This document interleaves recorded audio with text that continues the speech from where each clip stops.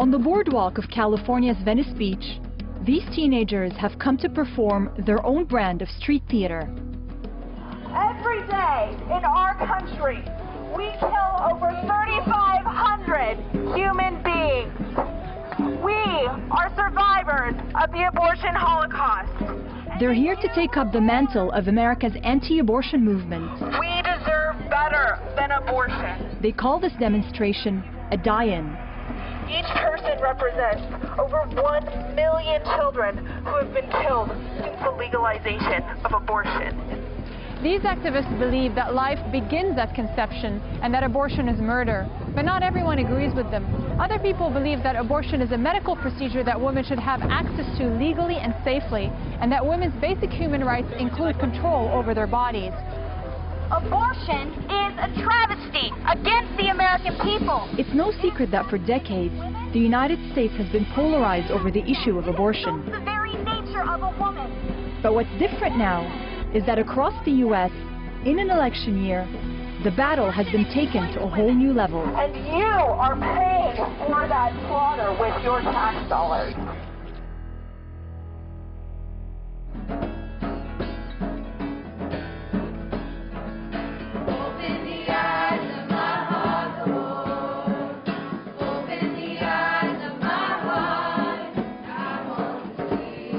This is the survivors of the abortion Holocaust camp. Hundreds of Christian high school and college students from all over the U.S. have gone through this program since it began 15 years ago.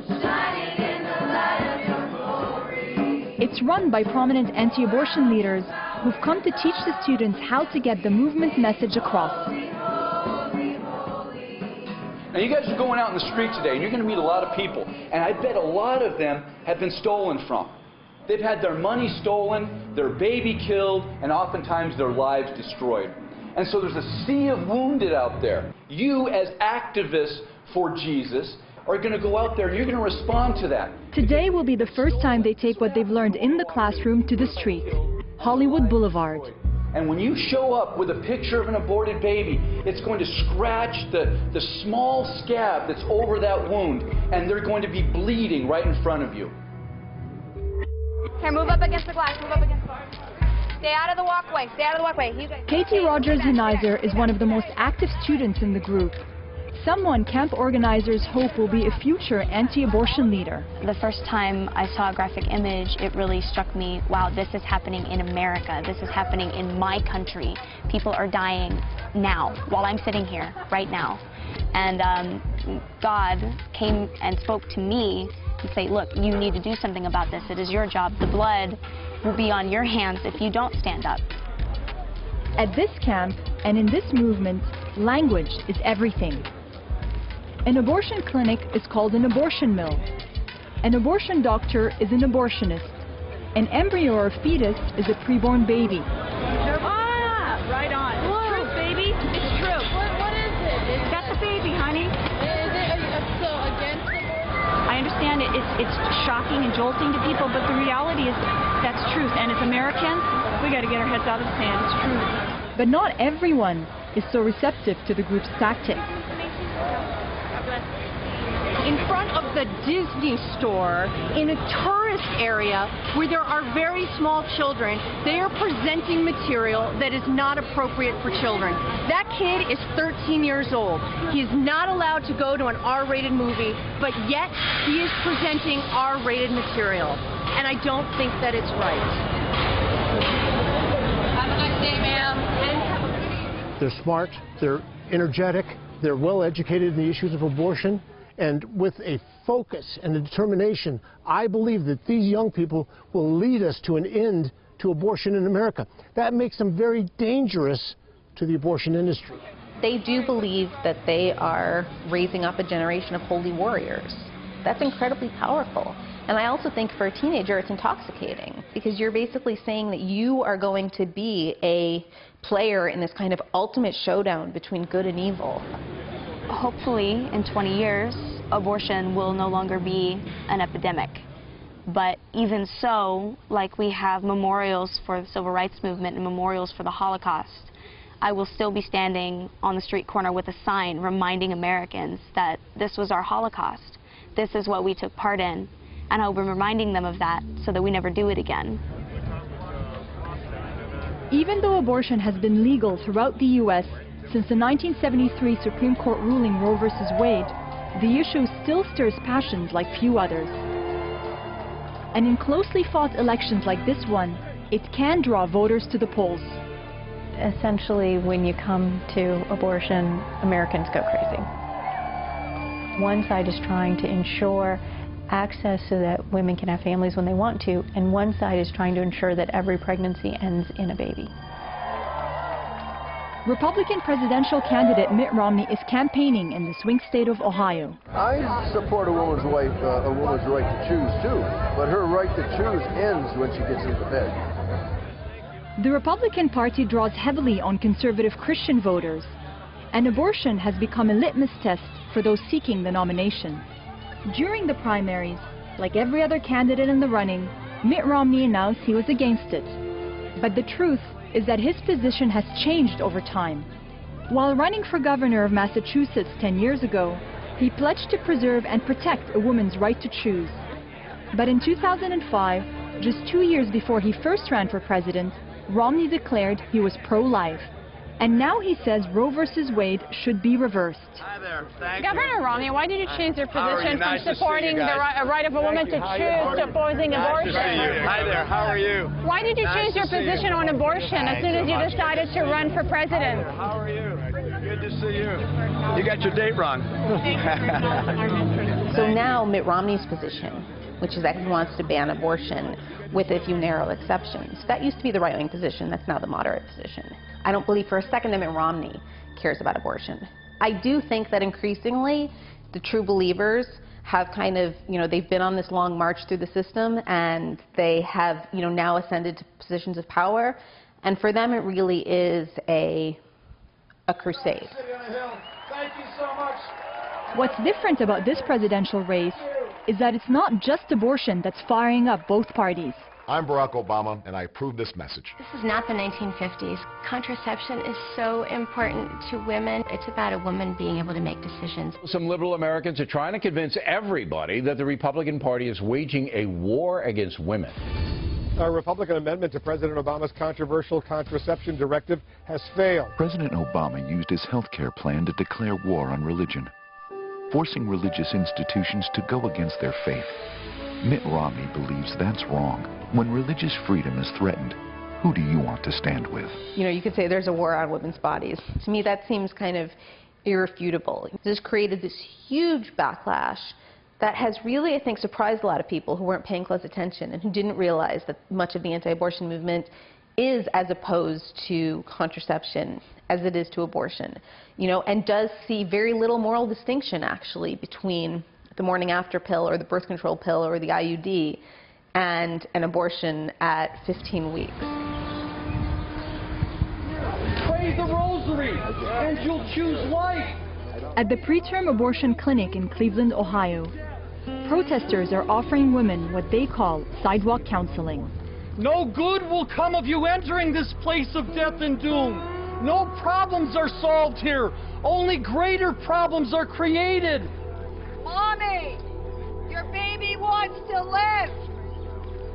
It seems not fair, and it creates stigma, and it makes the women anxious, and it makes them feel like they're doing something wrong or bad, and they're not. They're doing the thing that is best for them, best for their families, best for their life. Dr. Lisa Pereira has worked at preterm for 2 years. During that time, she's seen hundreds of women pass through the clinic's doors. They are moms, and they're looking out for their families, and they know that they can't bring another child into the world.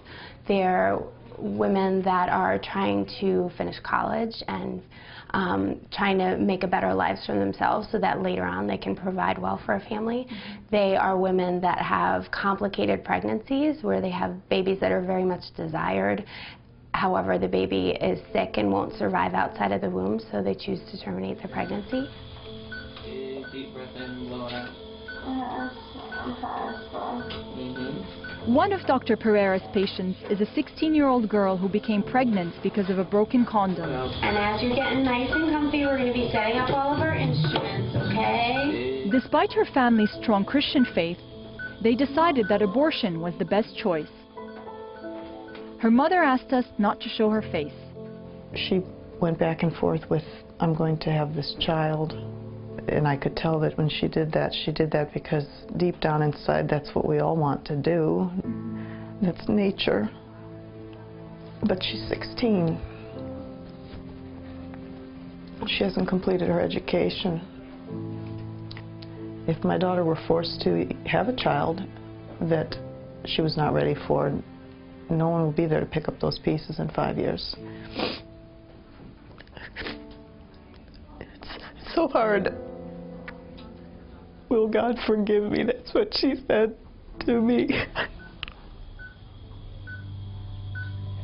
Almost 1 out of 3 women in the U.S. will have an abortion by the age of 45. Last year, across the country, Republican lawmakers tried to turn over 1,000 pieces of legislation into laws, all aimed at restricting abortion or reproductive rights. Yeah, unfortunately that legislation has changed, trying to restrict things for women. You might be better off going to a clinic in either Michigan or Pennsylvania. I can give you Here in Ohio, the state's Republican majority House of Representatives passed the so-called heartbeat bill, which would outlaw abortion as soon as a fetal heartbeat can be detected. That can sometimes be as early as 5 or 6 weeks after conception, before most women even know that they're pregnant. Representative Jim Beakey is one of the bill's co-sponsors. I believe in the sanctity of life, and I am in support of any legislation that is going to reduce or eliminate abortions. I believe there should be no abortions, period, except in the threat of the life of the mother. And ironically, it's called the heartbeat bill. I call it the heartless bill because it does not have any heart for women, and it really only sees a woman as a carrier, and she has no other right beyond her ability to reproduce. State Senator Nina Turner is opposing the legislation. To become law, the bill must still be passed by the state Senate and signed by the governor. One of the reasons, in my opinion, that these abortion bills are so insidious, so dangerous, is because it chips away at the notion of personal liberty, your right. And what can be more fundamental to your personal liberty than being able to control your own body? What do you think makes a woman want to have an abortion? Well, there's probably a lot of, I'm not a woman, so I'm thinking now, if I'm a woman, why would I want to, yeah. Some of it has to do with economics. A lot of it has to do with economics. I don't know, it's a question I've never even thought about. Prior to Roe v. Wade, when abortion became legal, we found that women who had money always had access to safe abortion, whether or not it was legal. That was not true for poor women, and many of our older doctors, when they were doing their residencies, would see those women in emergency departments. So we wanted to make sure that all women would always have access to abortion care, and our government and Ohio, the state of Ohio, has made sure that it's more difficult for women to access that care. It's going to be very, very hot today. LaToya Parks is 8 weeks pregnant. Today she's going to have an abortion. I love you. While she's at the clinic, she'll depend on a neighbor to check on her 8-year-old son. I'll be back, okay? A single mother, LaToya last had a job 4 years ago when she worked as a cashier for a grocery store.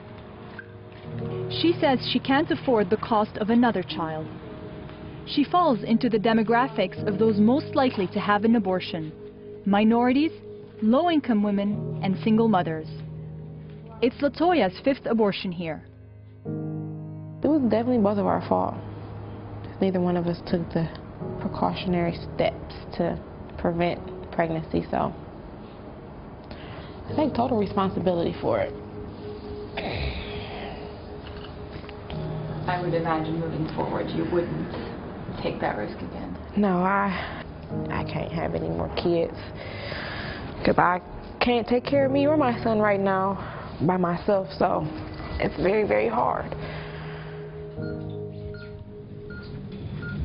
LaToya has just been sedated, and the doctor has gone in to do the procedure. Now, we were supposed to be in there, but we were asked to leave at the last minute because the doctor was concerned. His wife was particularly concerned about his safety. If he was to be identified as a provider of an abortion, that his life would be under threat. The United States has seen more anti-abortion violence than any other country in the world. Since 1993, at least 8 abortion providers, including 4 doctors, have been killed. And there have been over 200 arsons and bombings against reproductive health care clinics since 1977. On the other end of the spectrum of the anti-abortion movement's tactics, crisis pregnancy centers, or CPCs. Katie Stack is on her way to one now, even though she is not pregnant. An abortion rights activist, Katie is going in with a hidden camera. Katie visited a CPC when she was facing an unplanned pregnancy a few years ago, and she says she was deceived. Audio. Now she travels across the country secretly filming inside of them to document what they tell women seeking abortions. She's agreed to film inside 3 Ohio CPCs for us. They advertise that they are unbiased, non-judgmental, confidential centers for women to go and get resources about an unplanned pregnancy. But they push an ideology more than anything else. While CPCs look like health clinics, they rarely have medical professional staff on board. They bill themselves as places where women can go to explore their options. I had an appointment at 3:30. But their goal is to counsel women against having an abortion. We as women are made to birth babies. It's just nature. There is much more risk involved in having an abortion than having a baby. Much more risk, yeah. Actually, that statement is false. Studies have shown that a woman is 14 times more likely to die carrying a baby to term than having a legal abortion in the United States. The counselors warn Katie that there are long-term complications as well. The big risk that isn't talked about that much, but it is a definite risk, is breast cancer. We did a few studies. 27 worldwide studies have independently linked induced abortion. The risk for breast cancer goes up around 40–45%. The risk of breast cancer was cited in every CPC Katie has been to. But the National Cancer Institute says that studies have shown no relationship between abortion and an increased risk of breast cancer. During the past year, Katie has visited nearly 30 CPCs in 12 states. She says their messages are consistent. So this is a pamphlet that I got from the Women's Care Center, and it's typical of what you usually get from a CPC, sort of laying out the risks of abortion. Premature birth, uterine and cervical damage, post-abortion syndrome, which is actually not something recognized by the American Psychological Association. And I've had CPCs go as far as to say that it's like a psychosis. Sadness, long-term grief, anger, sexual dysfunction, flashbacks, guilt, memory repression, hallucinations. You basically are kind of traumatized afterwards. I don't want to scare you, but just give you the reality of it. I'm sure there are women who have regretted their abortion or who have suffered some kind of psychological fallout. But we know from reputable studies that women who've had unwanted pregnancies that have ended in abortion do not overall fare psychologically worse than women who've had unwanted pregnancies that they carried to term. I've never cried over my abortion. I've cried over the way people have treated me because of it.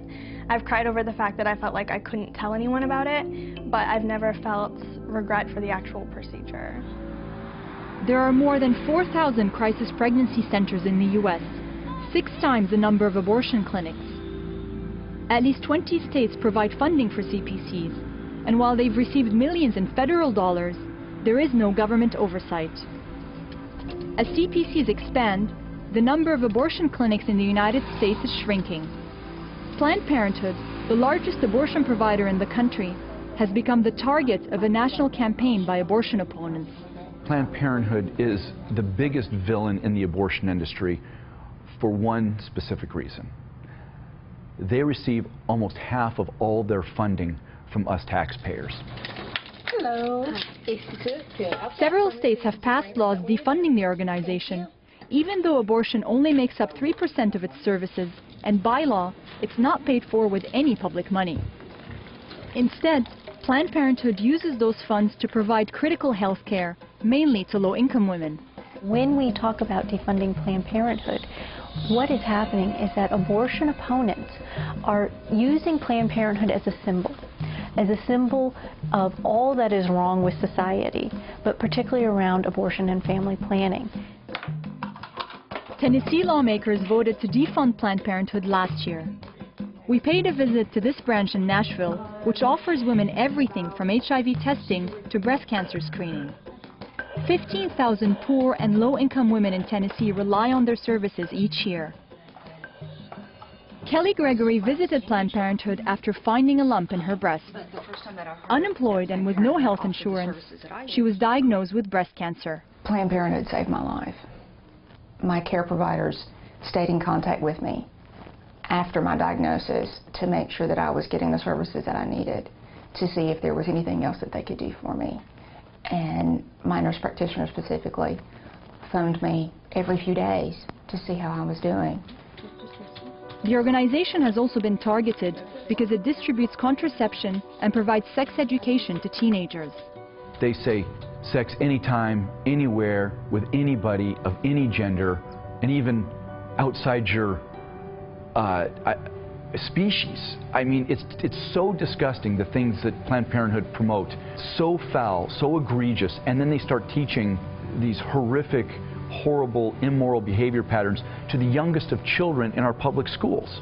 So on top of killing children, they're the agent of immorality in America. Planned Parenthood, in many ways, is carrying out a mission that would be understood by Christ, because they take care of, in many ways, those that no one else wants to take care of. It's rare for the Supreme Court to reverse established law like Roe v. Wade. So the anti-abortion movement has been focusing on lobbying lawmakers to pass restrictions that make it harder for abortion clinics to operate, shutting down clinics one by one. The width of doors, the landscaping of the clinic lawn, they'll kind of pass all of these incredibly exacting regulations that have nothing to do with health care, but that are meant to kind of make compliance impossible. We've gone from a number of about 2,173 abortion clinics in 1991 to today we have less than 660, which is a decrease by 70%. And if we never overturn Roe versus Wade, that's okay, as long as I can close every abortion clinic and stop every abortion. We win.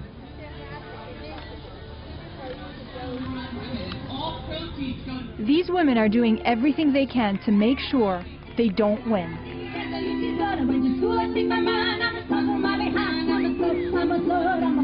In Washington, D.C., a number of women's groups are protesting what they see as a Republican-led effort to restrict their rights. As an issue during a presidential election, abortion can be a useful tool to mobilize the Republican base. But as you can see, the question is, how far can you take it without creating a backlash? When Americans vote on November the 6th, they will be asked to make a choice over who will recover a broken economy in a political system dominated by corporate interests. By comparison, on the surface at least, the issue of abortion seems clear-cut. No anesthesia, that's what abortion is. But at its heart, it asks complicated questions. Why do you have to lie to prove something true? About life and death, control and choice, equality, and the direction America will take.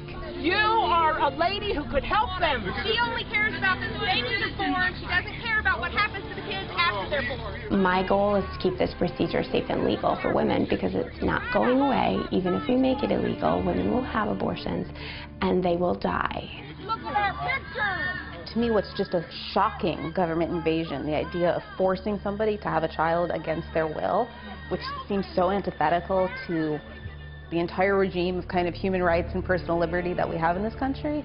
What is abortion? Fundamentally, it's the killing of an innocent child. If you can't get the life of an unborn baby right, I can't trust you with my taxes, education, or anything else. Women died, actually died, trying to get back alley abortions. Do we want to go back to that in the land of opportunity, the land of freedom? You know, when did it become a sin and a shame to be a woman in this country? Well, that is what is happening in the 21st century in many states across this country, and also in our Congress, and it's just absolutely shameful to me.